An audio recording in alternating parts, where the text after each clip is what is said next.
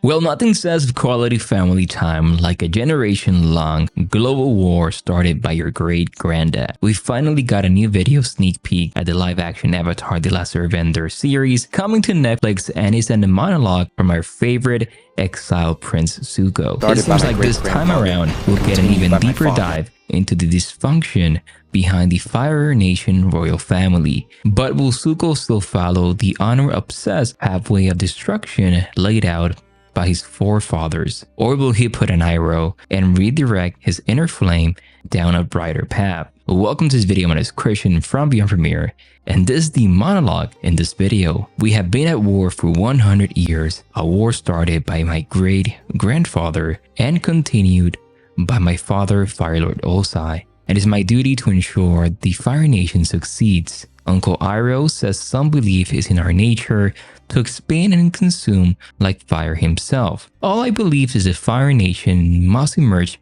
victorious, and that's why I had to deliver the Avatar to my father. It's my destiny. Now in this breakdown, we'll analyze all the key details in Zuko's speech to glean what we can expect about his character arc and his destiny now. Why does he seem so interesting about capturing the long-lost Avatar? What they're gonna exchange from the series, the Nickelodeon series, to this, and what is also his deal with following his father's expectations. So drop your hottest takes on Zuko and your wildest theories about what Netflix is gonna change. So Zuko wastes no time laying out the fiery family dysfunction that defines his destiny. Apparently his great-grandfather Sozin kicked off the 100-year and continue the war of global conquest. And Zuko's father, as you know, has happily carried the torch, intent on the Fire Nation retaining its supremacy by any means necessary. We know from the classic animated series that Ozai is basically the poster child for psychotic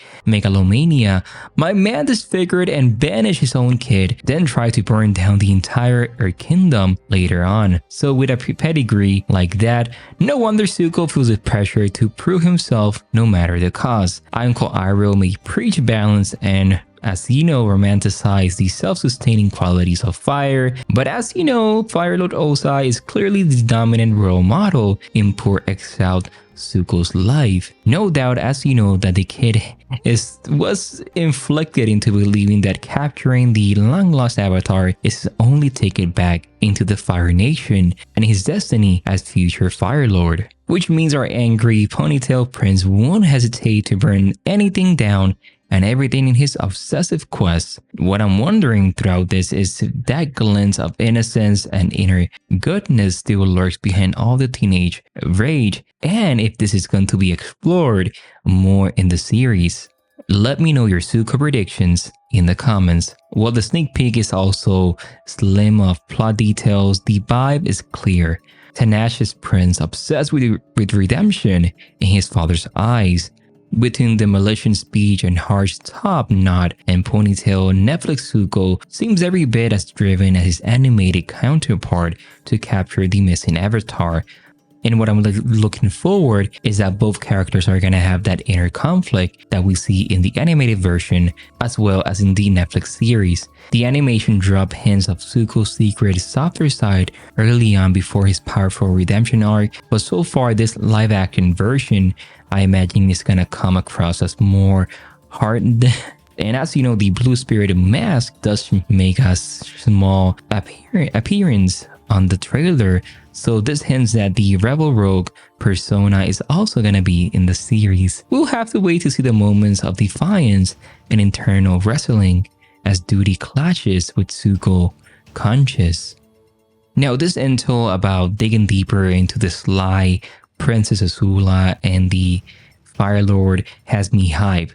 While the animated version do not really explore the family dysfunction, see more of how Azula becomes a precise weapon, as well as the Fire Lord, a power-hungry tyrant, is gonna be so awesome to see in live action.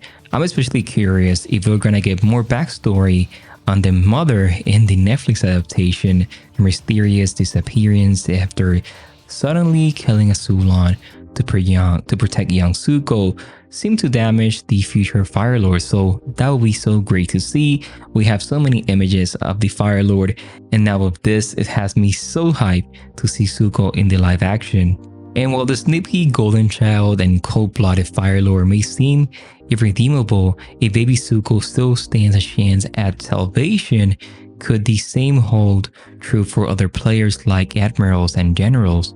Surely some capital city subjects whisper dissent and doubt as well. I'm holding out hope that Zuko will be the only first spark that ignites a real revolution from within. I imagine Netflix wants to explore this more, so let's see. This glowing conscience still struggle to surface behind the ash and smoke of propaganda after all. But I'm keeping my inner fire stoked and analyzing every epic acne high and the emotional tea time with Uncle Iroh when the series storms Netflix February 22nd. Seeing the creators team stick to the original animated spirit will be crucial. All the visual effects dazzled in the world is not gonna satisfy fans if the tone and the essence get lost in translation. Going from the sneak peek of having the perspective of Zuko, as well as one image that we have where we see the Fire Lord and Azula, that has me so hyped to see that connection of the family, and maybe they're gonna change as well. The Fire Lord give him more emotion and more life in the series than that they did in the animated version. So I'm excited to see that, as well as when Zuko get his scar. We got that sneak peek in the trailer as well. So yeah, I'm excited. All this trailer has me excited for the family and the Fire Lord and everything that's going to happen with this. Hey, and from what I can glimpse between my flame fingers is that the pieces seem to be falling into a place for a respectful live-action adaptation, but we all know it only takes one missile or miscast world to burn the whole thing down faster than the Fire Lord. So hey, let's see what happens. Also, something that maybe they are gonna change is Zuko honor obsession for more the destiny talk in the Netflix version going from this. Hopefully they don't do this, but let's see what happens. Anyways, I wanted to do a quick video for today. I'm really excited and looking forward to the series. Either way, I need to know if Destiny replaced Honor in driving our favorite hothead heel face turn. Given we do glimpse and what looks like the royal acne cake complete with ominous Fire Lord, perhaps we will witness the dramatic toddler tragedy that we see in Zuko's face as well as his destiny. So hey, there's a possibility. But what are your thoughts on the scene and the monologue? How excited are you for the show? Leave your comments below. My name is Christian from Beyond Premiere, and I will see you in the next one. Bye bye, everyone.